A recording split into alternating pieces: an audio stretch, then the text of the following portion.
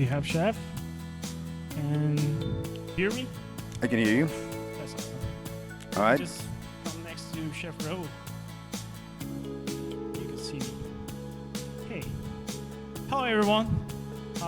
It's a very exciting day for us. My name is Sarper. I'm the founding partner of Vegas Food Project. Thanks for making it here. It's pretty exciting for me and for some friends from overseas, from Turkey. We are all going through a challenging period due to COVID-19, and we all look to find out the healthy food and the established suppliers. And it's very challenging, but I'm sure as Vegas strong, we will come back stronger. So today we are going to have our first of 6-part series by Turkish Taste, the Turkish food exporters. I'll give the mic to Mr. Cumhur İşbırakmaz, who is the Secretary General of the Aegean Exporters Association. So he will let us know more about the association and what they're doing right over there and how we partnered up. So today we're going to have our introductions first. Then Chef Raul just prepared some amazing food, so we're lucky to taste it here. Sorry for the ones on the screen, so hopefully next time. So if Mr. Cumhur İşbırakmaz can take the mic as presenter, I'll be happy to hand it over. Welcome again. Hello everybody, greetings from Izmir. Good morning to all. For you it's almost morning, but here it's sunset now. So again, good morning, greetings. Well, thank you for all for joining us today. My name is Cumhur. I'm Secretary General of the Aegean Exporter Associations, and I would like to give a few words about our association. Well, we have more than 7,000 member exporter companies within our association. We are sharing almost 10% of total exports, meaning almost $14 billion. So it makes us quite strong in our region. Well, regarding the dried fruits sector, Turkey almost exporting $1.4 billion of dry fruits to globe, mainly raisins, figs, and also almonds. Well, our region is very famous for our dried fruits. Historically, almost 100 years ago, we've been exporting those goods to globe indeed. Within our sector, we are representing 2/3 of all Turkish exports to the world. And also, that's why we are almost leading the all Turkish dried fruit sector in the world. With this project, we are aiming to double our market amount to the US, which is now less than 1%. That's why we are giving a quite big importance to this sector, and I would like to again thank you. I would like to make a thank to Las Vegas University and particularly to the chef Lucio. So I would like to give the floor to our next speaker, and again I would like to say goodbye to all. Greetings from Izmir. Can you give us a few words about the project, because you helped us a lot. You have a huge impact on the project. First, I want to thank everybody for coming in. I know we are very busy. What's going on, unfortunately, with this coronavirus, but we really appreciate you making the time to come in. We have a colleague, friend of mine, some chefs, some key purchasing VPs. Actually, he's writing a book, Robert, on purchasing, giving back to the community. Dr. Lima from UNLV, we appreciate your support. Also, we have Chef O'Brien from Director F&B Chef Circus and part of Treasure Island. Also, we have Chef, I'm sorry, the chef, your name? Chef Francisco, also from a circus. Great, beautiful property with a very busy area. The ladies, thank you for your support too. I appreciate Florely and Chef Apaud is a chef consultant. He's been in the area for quite a while. He does a lot of business also with Embajador Liquors and food. So thank you, Apaud. I know you're busy too. I appreciate you coming in. Chef Noel, we already know him, but Chef Noel has done some work for us too with providing some service, his skills for the Turkish food. We appreciate your support. And Raul, of course, thank you for coming in again and showing your skill, your wonderful product. Raul is a chef here for many, many years in town, working several properties, and we appreciate your time and your wonderful food. Thank you. Thank you, Chef. We have a video to play, which is from the first of this series. Can we turn the video on, guys? So, with the Aegean Exporters Association, it's the second activity series that we are having here in Las Vegas. The first one was a cooking video series at UNLV Hospitality. Thanks to Professor Lima and Chef Mark, we were able to utilize the kitchen there. It was an amazing facility, and we really had fun. We were able to showcase some nice products from Turkey again. So here's our video. Raul Villa has been in Vegas for many years, won many awards. He's amazing. Everyone, my name is Raul Villa, and today we are going to be making a fig dessert using my figs right here that we got fresh. We actually going to be pureeing them like we did. It's all been pureed. Now we're going to be cooking all this together. There we go. For a healthy diet. As you know, Turkey is probably supplying 50% of the figs distribution around the world, about 150 countries. And I see one, this product is unbelievable. Thank you very much. Thank you for having me here. It was a pleasure having you, and thank you for support what we're trying to do with this healthy eating around the world. We got to eat healthy, that's for sure. Thank you. Well done.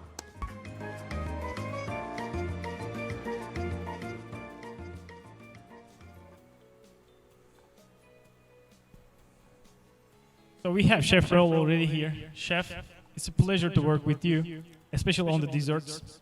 Well, thank you. I'm so lucky to see how you cook them and taste them before anyone else. Please share it with the audience and with our friends overseas. The stage is yours.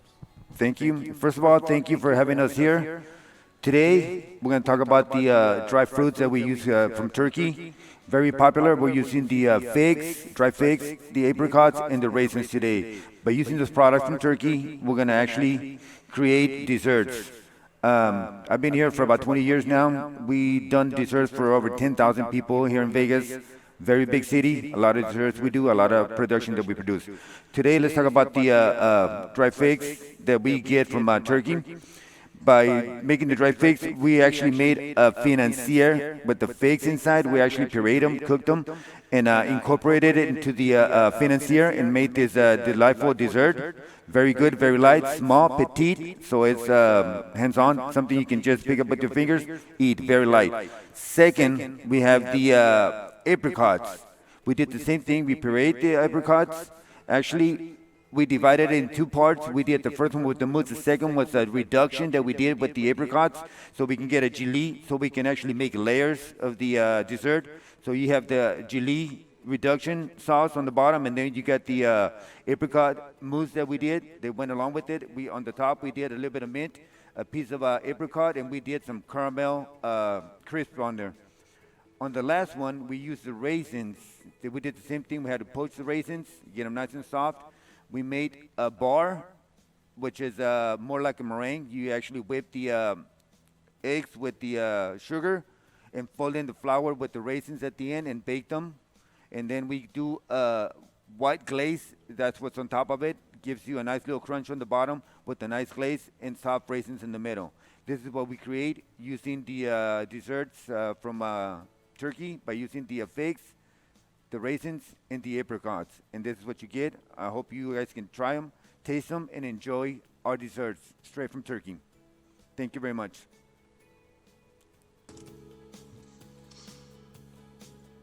I can hear John, but I think everybody is busy eating. All right. So we wait for them to finish, then we're gonna start. Here are presenters. So here is our first presenter. We drink the food, but we love to hear more about the products. We can hear you. Okay then. So I am going to start with the product.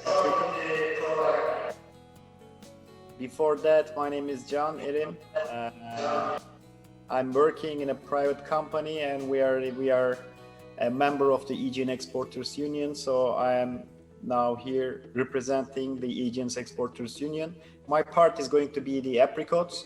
So first of all, I try to give you information about apricots, and then afterwards you can ask questions when I finish, or you can stop and ask right away. So I would like to share my screen.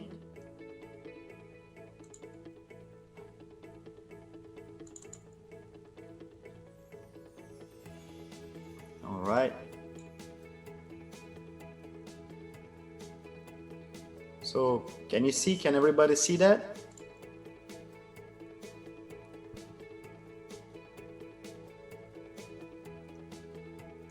Yes, John, we can see it. Okay, thanks for assisting, Shams.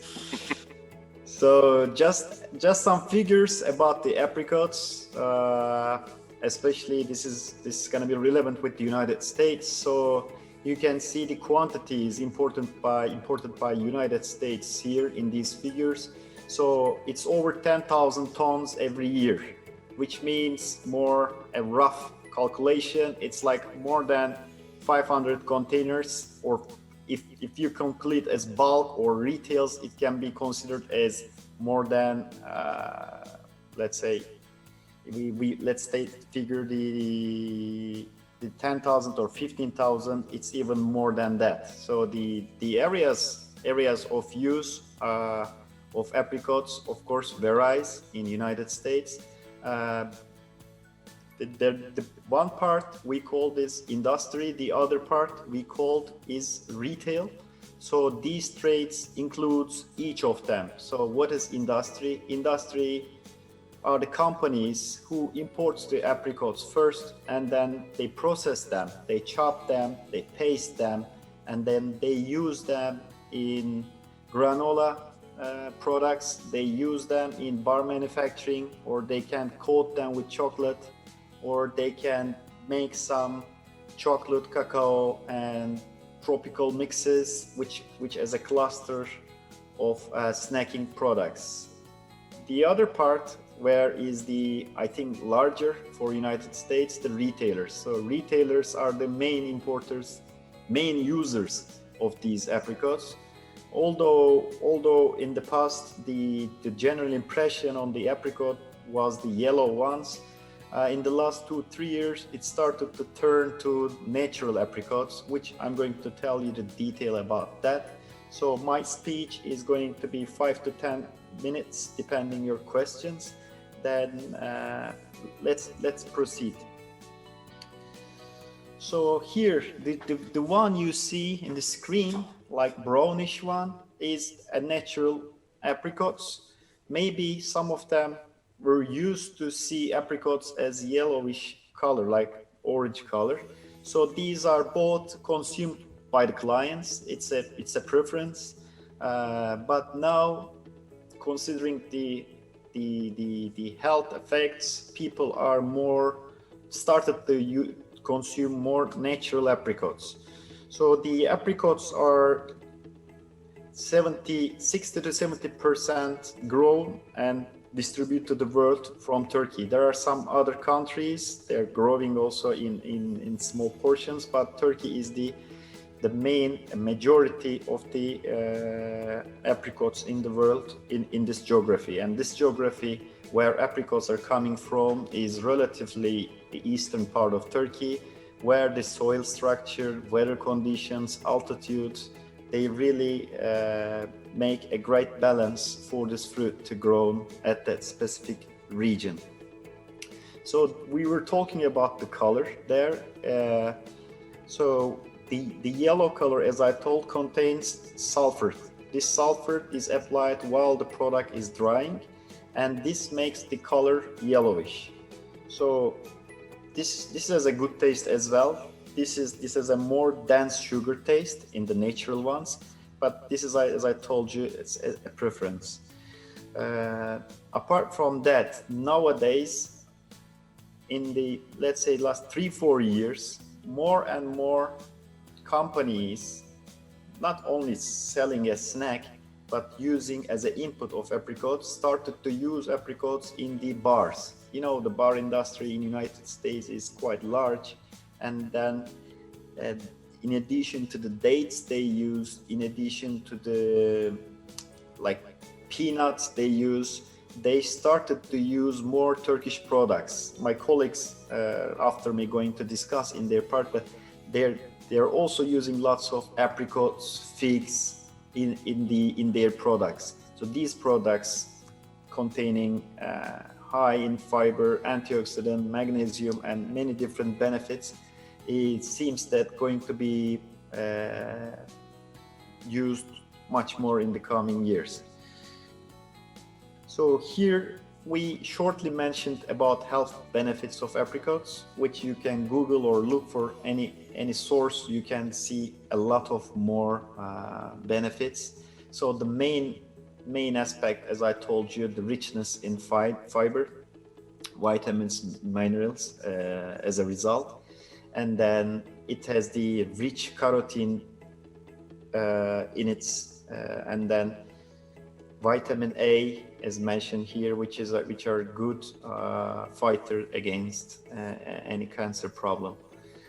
So here we mentioned about, we told that there are other origins of apricots, but apricot as in historically in these lands 5,000, 6,000 years, and it's a very local fruit actually. So although some of the apricots from Turkey has been taken to the other places of the world, you still cannot catch the same taste, same nutrition. So somehow these fruits really belong to Turkey's eastern region. So this product is sold as wholes to the snack producers, and it's chopped and sold in bulk to the granola producers, muesli producers. Or nowadays it's used also for toppings, for bakings, while people, you know, making bread has become much more popular nowadays with the pandemic situation. So people using more and more dried fruits. So apricot is one of the top leading amongst these products. Here you can see the other countries who produce and export apricots apart from Turkey. When you look at the figures, you can see them tons here. Turkey has the majority of the general production and export overly. Sorry. So this is my part about apricots. If you have any questions, please let me know. I'm glad to answer your questions, if any. Thank you.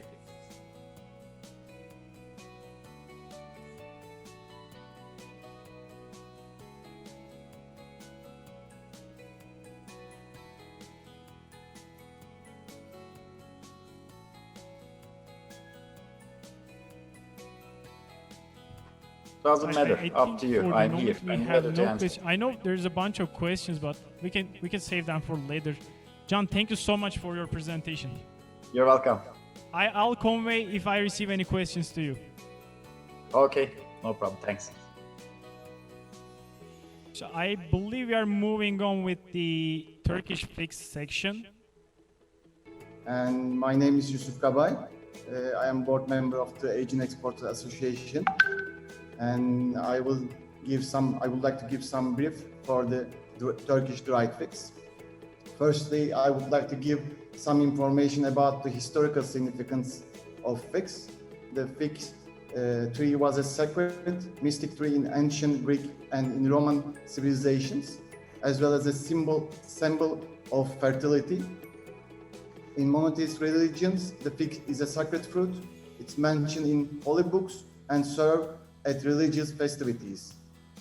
The edible fig is thought to be one of the first plants cultivated by humans, and the Latin name of the figs, Ficus carica, comes from Caria region in southwest Turkey, which had been an active region in production and trade during first millennium.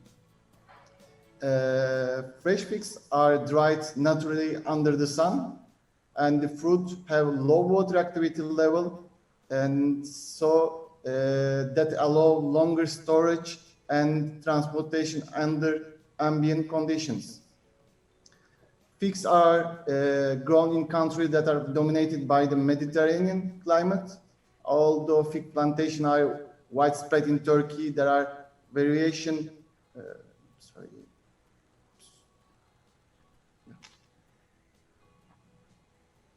And figs, although fig plantations are widespread in Turkey, there are variations in soil and climate condition among the growing regions, but the ideal condition for dried fig production are rainy winters, 30 to 40 degrees Celsius summer temperature, especially from July to September, and 55 to 60% of relative humidity. And thanks to this climate, the dried figs is a very low energy, sun-dried, and water rain-fed, demanding production with very low carbon footprint and low input use such as pesticide and fertilizers.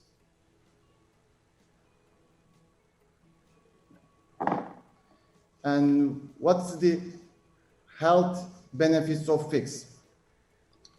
Fig contains a flavonoid called lutein, and this flavonoid has specific anti-inflammatory capability that are affecting and combating free radicals, and studies have shown that lutein was the most effective flavonoid at blocking the growth of tumors.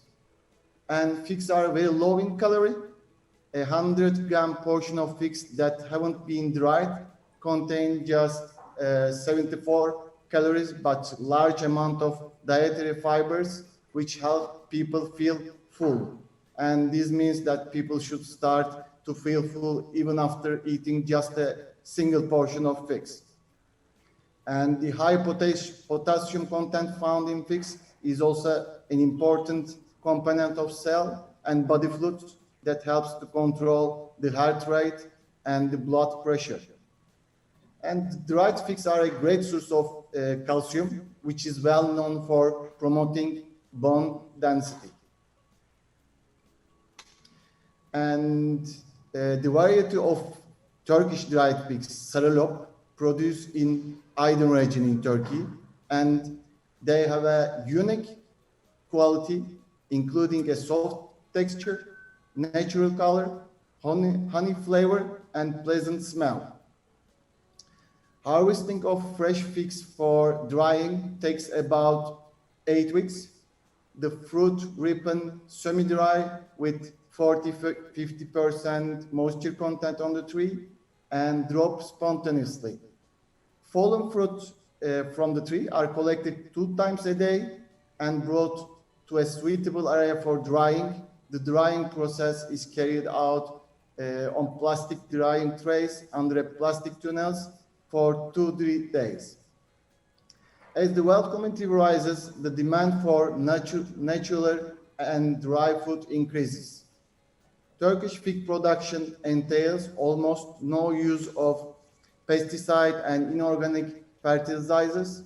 Fig is considered as one of the leading natural foods. Demand for Turkish dried figs both in domestic and the foreign market is very positive. In particular, there is great potential to improve current fig production in Turkey and this will increase the income level of fig producers. Thus, it will continue to contribute much more to the national economy.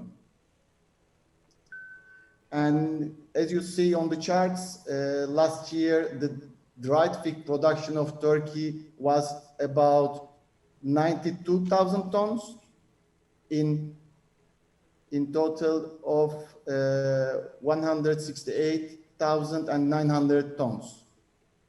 This means approximately 55% of the world production is from Turkey.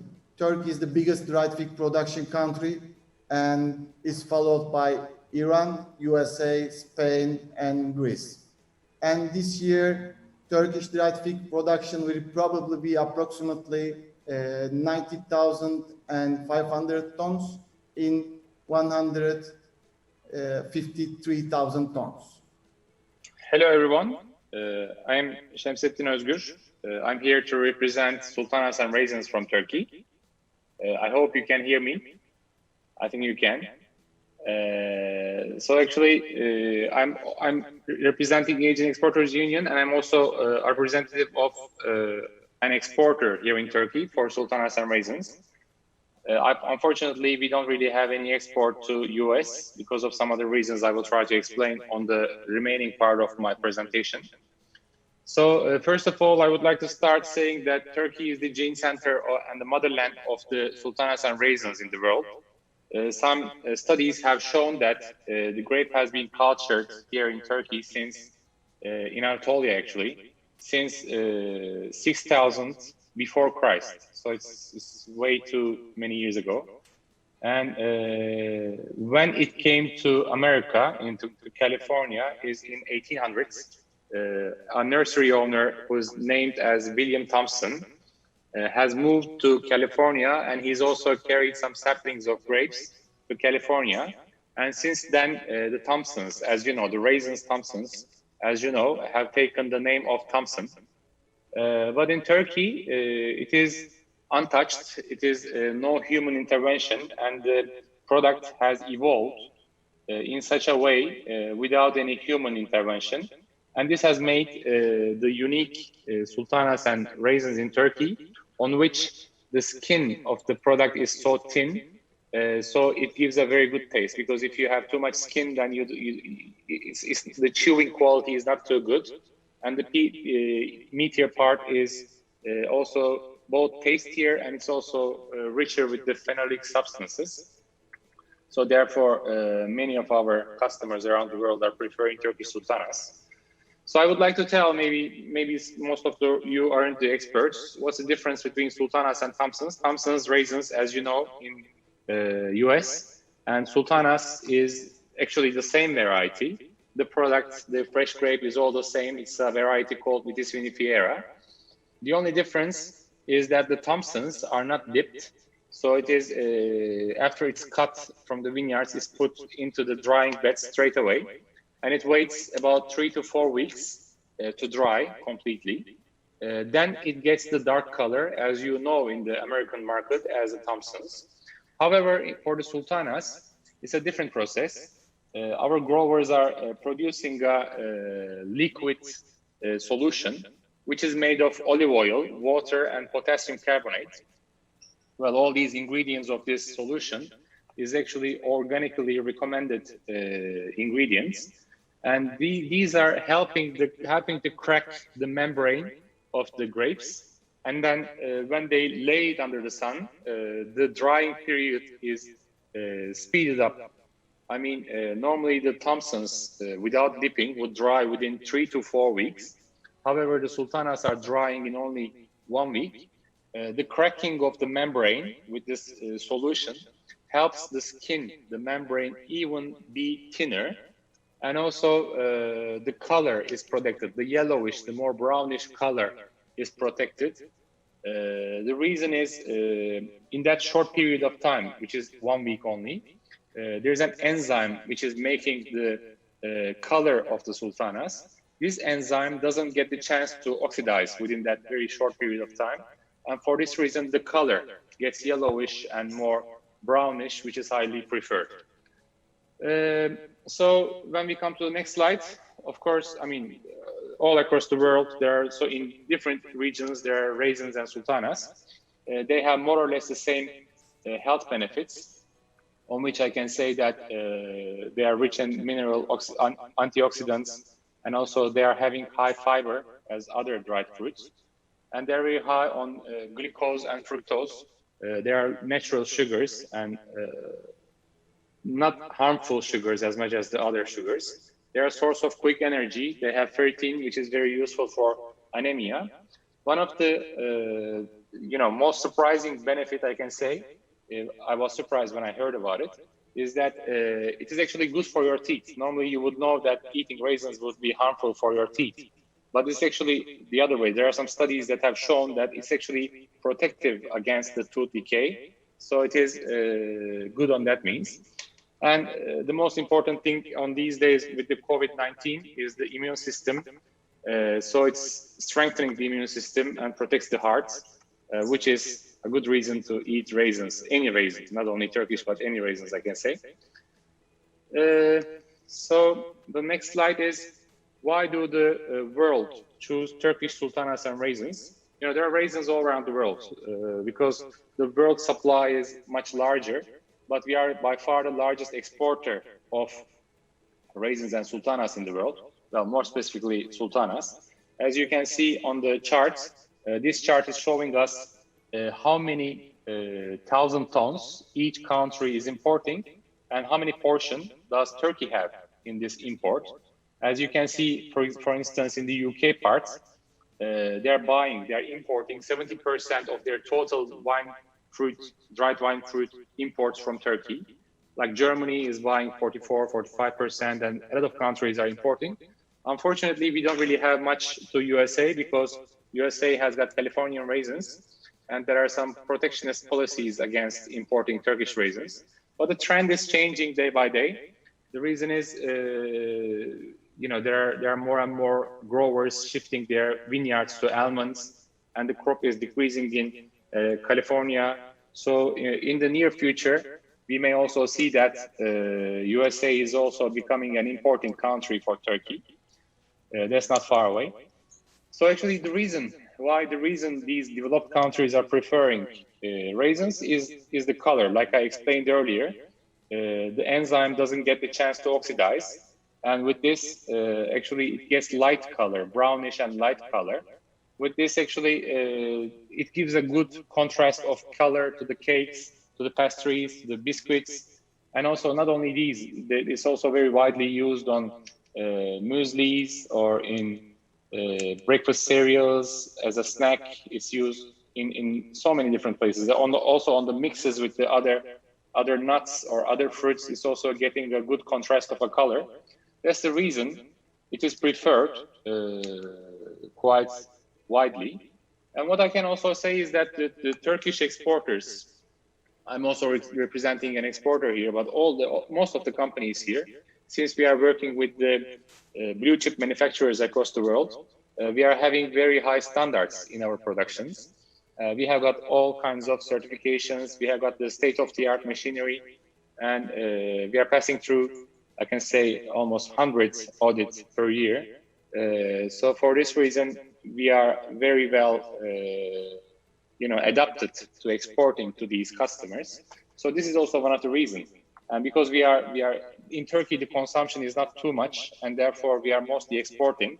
And this is giving us the opportunity also to grow or to improve our business. This is also one of the reasons.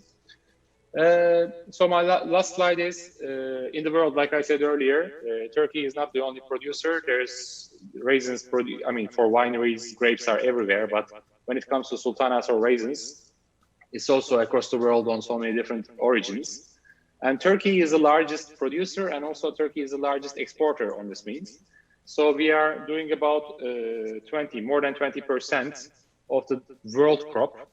And we are exporting, we are by far the largest exporter around the world, because other countries, some of our competition countries like America, is using domestically most of their products. And when you look at the other origins, they have also, across the globe, they are having their distribution for their exports. But in Turkey, we are the total crop is around 300,000 tons, as you can see from 2019 and 2020. And we are exporting about 250,000 tons of this. And other countries are USA, you can see have a big crop also, but used domestically. Iran ships mostly exports. India consumes domestically, and so on it goes. So this was the last slide. So we can get the questions all together with my friends. I shouldn't get all the questions because I'm the last one. We can get it all together. So thank you very much for listening, and thank you for this chance. I wish there wasn't the COVID and we could have a good reason to come to visit Las Vegas and have those nice desserts, but maybe next time. Thank you for listening.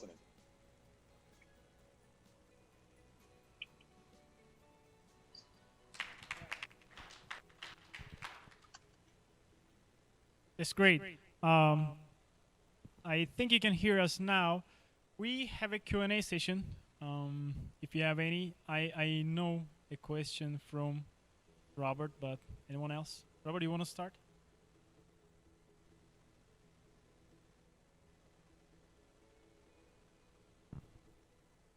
I was intrigued by seeing the small packets, and I believe they're dried apricots in there, or figs. And I just thought, I recently retired from the Cosmopolitan. However, I did the buying for the banquet departments. And I never saw a package like this that would be, in my opinion, very appropriate for banquet breakout meetings. I mean, obviously, the banquets and conventions right now are low, if at all existent in Vegas. But I can tell you that the luxury properties, I think there's a good niche for this to put in their breakout meeting rooms when business resumes back to the new normal. Also, we do, as well as all the casinos in town, especially prior to COVID, everything I talk about be pre-COVID, is the box lunch business for conventions. When you have to do 5,000 box lunches and you have to put in a dessert, you know, this is a healthy alternative, right? Another idea that I when I took a look at this, I said, I wonder if it could even be done almost in a two-piece package. And possibly, I mean, if you're a luxury property and you're getting $300 a night for your room, what's wrong with, upon check-in, the first experience that they have is to be able to give them a package of dried fruits and nuts or dried apricots. I mean, the first guest experience that they would have with your property would be one of, hey, you know, I just got a free package of something, and this was just the Cosmopolitan's way. I'm not speaking for the Cosmopolitan, trust me. I recently retired there. But I think it's a great niche that people may not be seeing, where it's could have some guest impact involved as far as customer satisfaction. Something a little bit out of the normal. I can tell you that I've seen many breakout meetings and what the properties are serving in town, but this would be an upgrade and something different. So if you're looking for something different for a property, why not do something that someone else isn't doing? Everybody's putting out kind bars, everybody's putting out, you know, pretzels or peanuts, but I haven't seen anyone really put out a package like this for breakouts, and or again for guest when a guest arrives to the property and check-in. That was just some thoughts. We have Dr. Shoemaker here. I want to take each one of you But there's a huge support from UNLV for this project, and we got Dr. Shoemaker here. Doctor, a few words, if you don't mind. Good morning, everybody. Sorry I'm late. I had another thing I had to be at. The person who's really the key in our food and beverage area is Joseph Lima, Dr. Lima, who's running our food and beverage department. I just happen to be fortunate enough to be. He's really.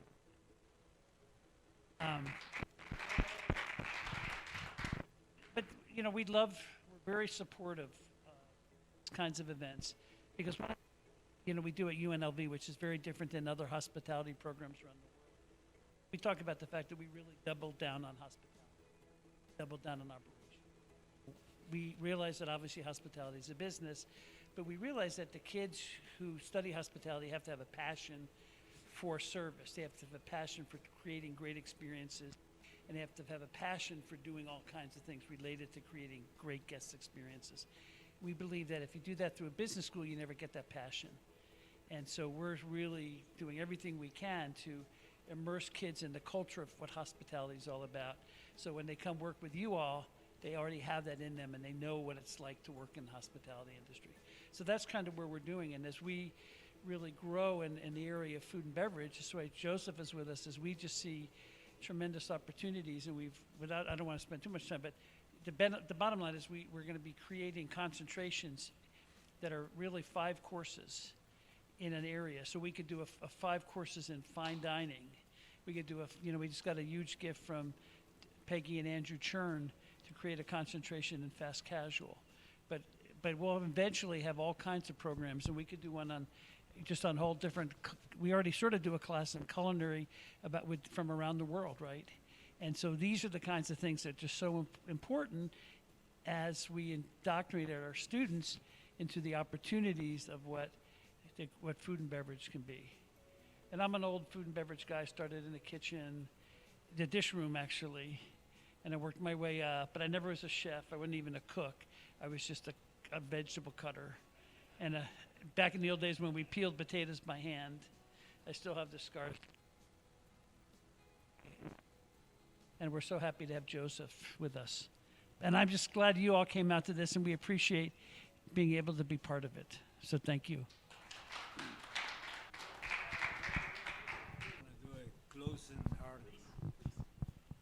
First of all, I really want to thank many of the chefs, which I know, a lot of colleagues here, and to come in and get a little educated. We're always learning, obviously. And some of you know that I'm for healthy. Happy to learn that Congresswoman Susie Lee is a sponsor. What are we trying to do with some of the chefs, local and national? I'm working with ACF right now as an ACF that we really need to, we focus on diabetes to educate our culinarian around the country that healthy eating is so important. And if we don't do anything, we don't focus on what can we do to improve food. That's the reason why I also support some of the products from Turkey, because I know it's good for us. In Turkey, we're working with other people. We're working with farmers now.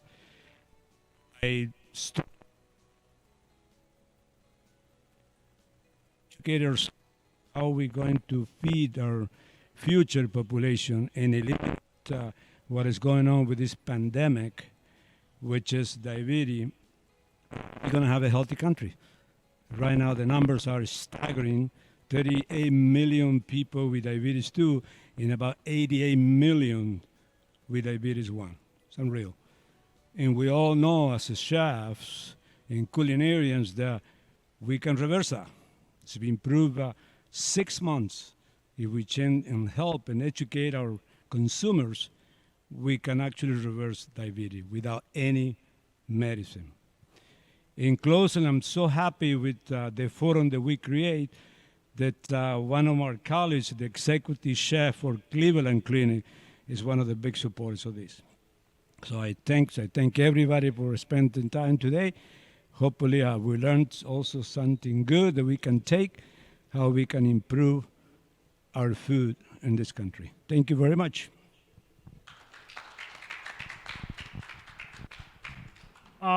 We have closing remarks from Turkey.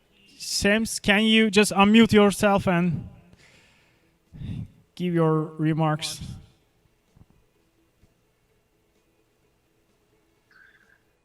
Okay, I think you can hear me now, right? Yes, we can hear you clearly. Okay, great. So we would like to thank you for this organization. Like the comments there, actually we have seen plenty of examples on different places, like in the banquets or on the hotel rooms. Sometimes a pack of raisins, a pack of sultanas, or other dried fruit have been presented to the customers, to the visitors. And this is making a good kind of a gift, because also you will see in some others like Haribo or some other products like unhealthy products. So sultanas or dried fruit can be really a good choice of presents. So thank you for that recommendation. And I would like to especially thank Professor Dr. Shoemaker for this organization, for taking care of this organization. And I hope we would like to continue to keep in touch and share information, and we can also do some publications about different recipes and different products to increase the number of different products that the chefs can use. So yeah, that's all. Thank you very much.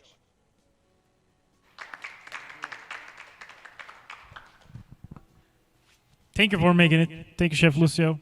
Thank you, UNLV, Chef Bob, Chef Ikili, Chef Raul. Now I'm gonna enjoy it.